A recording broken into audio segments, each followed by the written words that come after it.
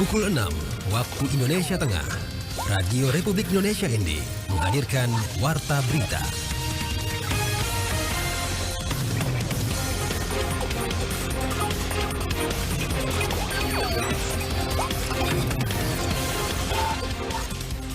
Selamat pagi saudara, Anda mendengarkan Warta Berita Daerah RRI ND edisi Sabtu 16 November 2024.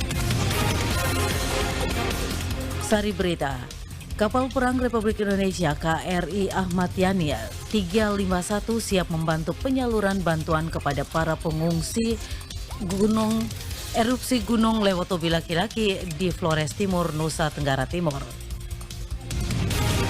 Turnamen basket 3x3 Satria Abdi Cup digelar di Kabupaten ND. Bersama saya Jono Bara, inilah berita selengkapnya.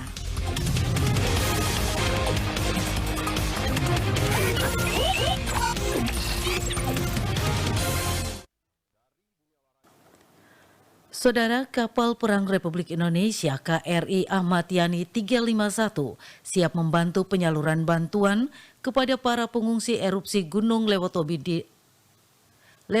laki-laki di Flores Timur, Nusa Tenggara Timur. Laporan Epi Wahab. Guna membantu penyaluran berbagai jenis bantuan dari Labuan Bajo, Manggarai Barat, Nusa Tenggara Timur untuk korban erupsi Gunung Lewotobi laki-laki di Flores Timur NTT, sebuah kapal perang Republik Indonesia KRI Ahmad Yani 351 dikerahkan dari Surabaya dan tiba di Pelabuhan Pelindo Multipurpose Labuan Bajo pada Jumat 15 November pagi tadi. Hal ini disampaikan langsung Komandan KRI Ahmad Yani 351 Kolonel Laut P. Fadlon kepada media. Hari ini kita baru sampai dari dari Surabaya dalam rangka tugas untuk mendukung penanggulangan bencana alam erupsi Gunung Lewotobi laki-laki yang terjadi di Flores NTT. Dalam hal ini kami dari Koarmada 2 adalah selaku tim siaga bencana. Jadi kami sebelumnya sudah mendapatkan perintah tim siaga bencana dan kejadian ini langsung berkesempatan pertama mendapat perintah kami bergerak sesuai dengan perintah dari komando atas yang sudah dikoordinasikan dengan pihak BNPB dan hal ini terkait dengan bencana. Kami ke sini mengangkut bahan kontak berupa bantuan untuk pengungsi.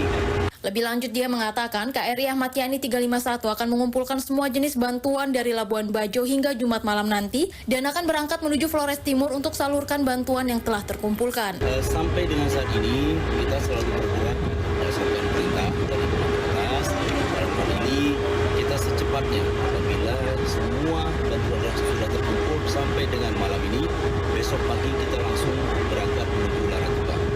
Di kesempatan yang sama, Komandan Pangkalan TNI AL dan Lana Labuan Bajo, Letkol Laut P. Iwan Hendra Susilo menyampaikan bahwa bantuan yang akan dibawa oleh KRI Ahmad Yani 351 ini merupakan bantuan yang telah dikumpulkan baik oleh Lana Labuan Bajo maupun instansi terkait, komunitas dan juga masyarakat. Adapun jenis bantuan yang dikumpulkan meliputi sembako, kebutuhan anak-anak, pakaian baik orang dewasa maupun anak-anak, air mineral dan mie instan. Tentu diharapkan dengan kehadiran KRI Ahmad Yani 351 ini dapat membantu mobilitas penyaluran bantuan secepatnya kepada para korban terdampak erupsi Gunung Lewotobi laki-laki di Flores Timur. Dari Labuan Bajo, Epi Wahab melaporkan. Perhimpunan Mahasiswa Katolik Republik Indonesia PMKRI Cabang Labuan Bajo bersama sejumlah komunitas dan organisasi lokal menggalang bantuan kemanusiaan untuk korban erupsi Gunung Lewotobi laki-laki. Laporan Rosa Dalima. Bantuan sudah kami distribusikan melalui kapal Angkatan Laut yang berangkat hari Sabtu 16 November 2024 menuju Laratuka. Gerakan ini melibatkan berbagai pihak termasuk BEM Politeknik El Bajo Komodus, Yayasan Komodo Indonesia Lestari, Komunitas Lino Tanah Dite, Kelompok Sadar Wisata Batu Cermin, dan OMK WS Sambi. Dukungan penuh juga datang dari Peguyupan Peonaga Keo Labuan Bajo. Koordinator Gerakan Bersama Kemanusiaan Ricardo Stenggo mengatakan, aksi ini didasari semangat solidaritas untuk membantu sesama. Penggalangan donasi dilakukan di berbagai lokasi termasuk di jalan-jalan utama di Labuan Bajo, Bandara, Jalan Sarnaru, dan Kolokoe. Ricardius menyampaikan terima kasih kepada masyarakat yang telah berkontribusi dalam aksi kemanusiaan ini. Dan ini tentunya didasari oleh rasa kemanusiaan dan kekeluargaan tanpa batas, sehingga mendorong kami untuk turun menggalang bantuan demi saudara-saudari kami yang terdampak erupsi Gunung Lewotobi. Saya mewakili semua anggota gerakan bersama untuk kemanusiaan saudara-saudari di Lewotobi mengucapkan terima kasih yang berlimpah kepada semua pihak yang telah memberikan bantuan, baik melalui aksi di jalan maupun langsung disalurkan ke posko-posko kemanusiaan kami yang berada di sekitar Bandara, Sarnaru, dan Kolokoe. Hal serupa juga disampaikan Ketua Paguyuban PO Nagakeo Labuan Bajo, Yonas Ora. Dia mengaku bangga dapat berkontribusi dalam gerakan kemanusiaan dan berterima kasih kepada semua pihak yang telah mendukung. Dengan bantuan yang terkumpul menurutnya diharapkan dapat membantu kebutuhan mendesak para korban terpenuhi selama masa darurat. Gerakan ini menjadi bukti nyata semangat kemanusiaan dan persaudaraan di tengah masyarakat Labuan Bajo. Adapun bantuan yang terkumpul terdiri dari perlengkapan balita, air mineral, makanan siap saji, pakaian layak pakai untuk semua usia, dan sejumlah uang tunai. Bantuan akan dikirim ke wilayah terdampak erupsi Lewotobi melalui kapal Angkatan Laut yang berangkat dari Labuan Bajo pada Sabtu 16 November 2024. RRI ND Rosada 5 melaporkan. Fakultas Ekonomi dan Bisnis Universitas Flores ND akan menggelar kegiatan yudisium untuk periode genap 2024. Laporan Lady Badin. Fakultas Ekonomi dan Bisnis Universitas Flores ND akan menggelar kegiatan yudisium untuk periode genap 2024 pada hari ini Sabtu 16 November 2024 sore. Dekan Fakultas Ekonomi dan Bisnis Uniflor ND Dr. Rafael Octavianus Bire, SEMSC kepada RRI mengungkapkan bahwa yudisium ini bukan hanya sekedar seremoni pelepasan, namun juga merupakan wujud dari komitmen Fakultas Ekonomi dan Bisnis Uniflor untuk terus mengembangkan kompetensi para mahasiswanya. Menurut Octavianus Bire, fakultas ini lebih memfokuskan diri pada pengembangan kompetensi mahasiswa dengan harapan lulusan dari Fakultas Ekonomi dan Bisnis dapat menjadi agen perubahan di masyarakat. Salah satu visi yang ditekankan adalah untuk mengubah paradigma masyarakat yang semula menganggap menjadi pegawai negeri sebagai karir yang paling bergengsi. Ia mengungkapkan bahwa Fakultas Ekonomi dan Bisnis Uniflor berupaya menciptakan kewirausahawan yang tidak hanya memiliki pengetahuan teoritis, tetapi juga mendorong perubahan budaya wirausaha yang masif di kalangan mahasiswa. Ini yudisium kedua setelah fakultas ini berganti nomenklaturnya menjadi Ekonomi dan Bisnis. Sebelumnya Fakultas Ekonomi saja. Juga karena sudah Ekonomi dan Bisnis, kami mulai lebih fokus kepada kompetensinya yang kami perhatikan. Jadi coba, memang ke depan itu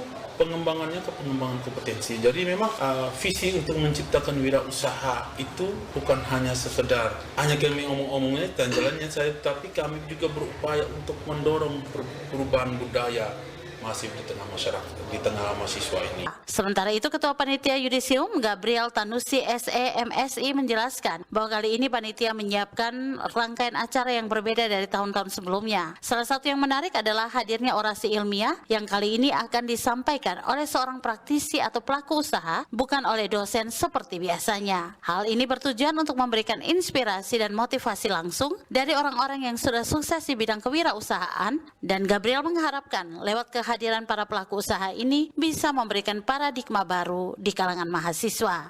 Orang ini tuh menjadi motivator ya, motivator bagi mahasiswa. Bahwa kemarin saya sempat wawancara dengan beliau itu bahwa dia bilang peluang itu banyak di ND ini. Jadi kita tidak perlu harus PNS atau menunggu tes PNS ya. Dan dia juga sudah membantu pemerintah kan mempekerjakan banyak. Dan akan lebih banyak memotivasi dan sharing pengalaman ketimbang berteori tuh perjalanan usahanya, tantangannya ya, sampai dia sukses begini itu bagaimana. Dengan rangkaian acara yudisium ini, Fakultas Ekonomi dan Bisnis berharap dapat memberikan pemahaman yang lebih mendalam kepada para lulusan mengenai peluang dan tantangan dalam dunia kewirausahaan. Adapun yudisium tersebut akan diikuti oleh 202 peserta yang terdiri dari 107 orang dari Prodi Akuntansi, 61 orang dari Prodi Manajemen, dan 34 orang dari Prodi Ekonomi Pembangunan. RRI ND Lady Badin melaporkan.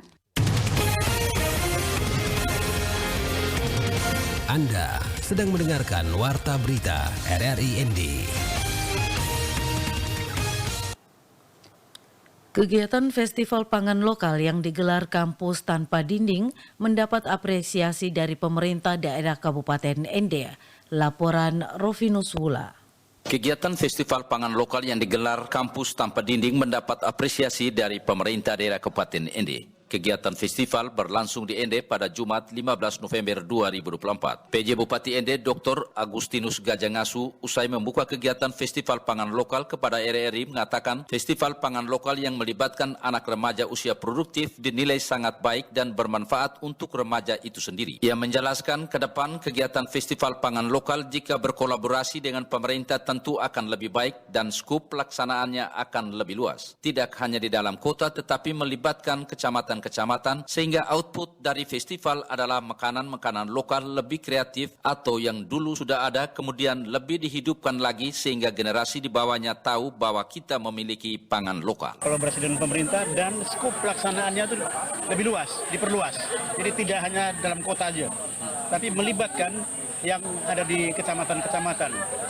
Nah, sehingga output dari festival ini adalah makanan-makanan lokal yang lebih kreatif atau yang dulu sudah ada kemudian dihidupkan lagi sehingga generasi-generasi yang di bawahnya tuh tahu bahwa kita pernah punya makanan lokal. Kemudian dari hasil itu bisa kemudian diproduksi dan diambil oleh UMKM untuk dipasarkan. Kemudian hasil yang berikut lagi kalau bisa dipatenkan bahwa produk ini dari Ende. PJ Bupati Ende mengatakan, melalui Festival Pangan Lokal kita dapat mengetahui makanan-makanan bergizi yang mungkin bisa berkolaborasi dengan program pemerintah pusat terkait pemberian makanan bergizi untuk anak-anak di wilayah kota Ende. Ia menambahkan, ke depan ketika pangan lokal diproduksi tentu akan diambil oleh UMKM untuk dipasarkan, terus kemudian hasil produksi pangan lokal akan dipatenkan bahwa produk pangan lokal berasal dari Ende. Sementara itu pendiri kampus tanpa dinding Maria Patricia mengatakan kegiatan Festival Pangan Lokal adalah acara puncak dari satu program kampus tanpa dinding. Ia menjelaskan dalam program Food for Future terdapat beberapa kegiatan sulu sehat kerjasama dengan 3 sekolah menengah kejuruan dalam kota Ende yakni SMK Suradikara, SMK Muktiyasa, dan SMK Karsa Mandiri. Maria Patricia mengatakan pihaknya sangat senang jika ke depan mendapat dukungan dari pemerintah terkait gerakan edukasi tentang pangan lokal ke semua sekolah-sekolah dan berharap pemerintah Kabupaten Ende dapat mengangkat pangan lokal dari berbagai daerah untuk menjadi sumber pangan dalam program Gerakan Sekolah Sehat. Kami menunggu implementasinya seperti apa. Kami sangat mengharapkan bahwa pemerintah Kabupaten Ende itu mengangkat pangan-pangan lokal dari berbagai sumber, dari berbagai daerah di Kabupaten Ende, itu yang menjadi sumber pangan di dalam program ini. Maria Patricia menambahkan ke depan kampus tanpa dinding akan melakukan kerjasama dengan pemerintah daerah melalui dinas terkait seperti Dinas Ketahanan Pangan, Dinas Pertanian, Dinas Kesehatan, Persatuan Gizi yang akan menjadi mitra kampus tanpa dinding. Sementara untuk sekolah-sekolah yang memiliki kantin sekolah, Maria Patricia mengharapkan mampu menyediakan pangan lokal maupun minuman segar tetapi yang sehat dan aman untuk anak. RRI Ende Rovinus Wula melaporkan. Bengkel servis mobil Luis Kama yang mengutamakan pelayanan kualitas servis tentu memiliki pendekatan yang sangat baik untuk membangun hubungan jangka panjang dengan pelanggan. Laporan Suimam.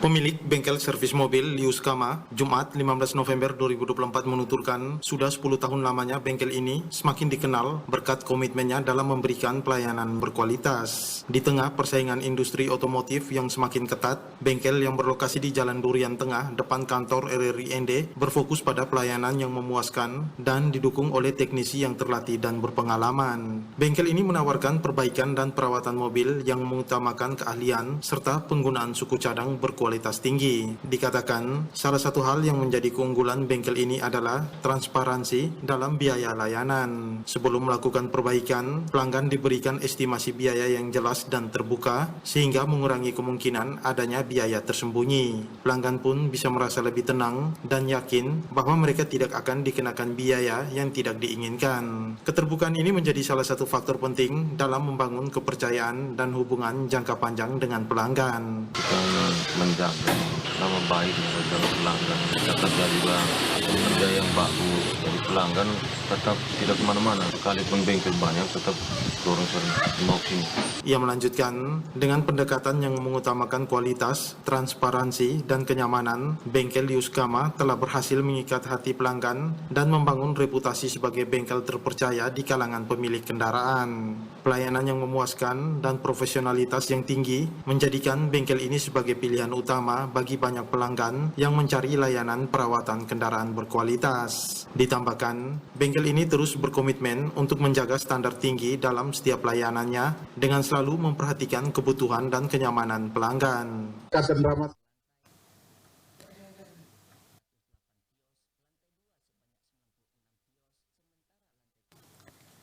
Turnamen basket 3x3 Satria Abdi Cup 2024 yang digelar di Kabupaten Ende resmi dibuka. Laporan Nikolaus Makumeli.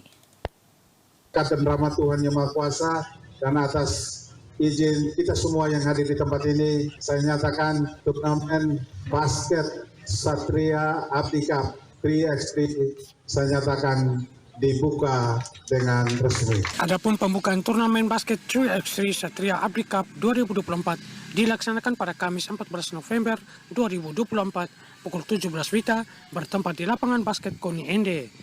Ketua Perbasi Ende Octavianus Muhamesi ST dalam sambutannya dirinya mengapresiasi komunitas basket Satria Abdi Ende atas konsistensinya menyelenggarakan turnamen basket setiap tahunnya. Menurutnya, inisiatif tersebut sangat positif dalam mempopulerkan olahraga basket di Kabupaten Ende.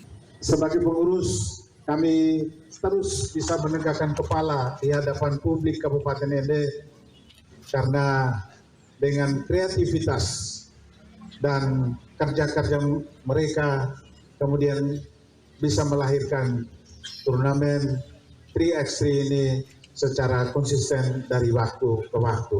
Pada kesempatan tersebut, Octavianus juga membahas hasil musyawarah nasional atau Munas Perbasi yang dihadirinya di Jakarta, di mana terdapat syarat baru bagi DPD Perbasi di tingkat kabupaten. Salah satunya mewajibkan setiap DPD Perbasi untuk memiliki minimal 3 klub basket putra dan putri. Saat ini kita diarahkan untuk minimal memiliki 3 klub untuk pria di 1 kabupaten kota dan 3 klub putri di kabupaten kota, sehingga kepengurusan di tingkat kabupaten akan tetap dipertahankan. Octavianus berharap syarat ini dapat segera dipenuhi oleh Perbasi Ende agar perkembangan basket di Kabupaten Ende semakin profesional dan kompetitif. Fian Muhamesi juga menyampaikan bahwa perkembangan basket di Kabupaten Ende menunjukkan kemajuan setiap tahun, di mana terlihat dari jumlah peserta yang terus bertambah pada setiap turnamen. Dirinya menyampaikan terima kasih kepada tim-tim baik dari Kabupaten Ende dan dari luar Kabupaten Ende yang turut berpartisipasi pada turnamen tersebut. Turnamen basket 3x3 Satria Abdi Cup 2024 berlangsung dari 14 hingga 16 November 2024 yang mempertandingkan 5 kategori tersebut, diikuti sebanyak 17 tim SMA Putra, 8 tim SMA Putri, 6 klub putra, serta 10 tim SMP Putra Putri yang berasal dari Kabupaten Ende, Sika, Ngada, dan Manggarai. RRI Ende, Nikolaus Makumeli melaporkan.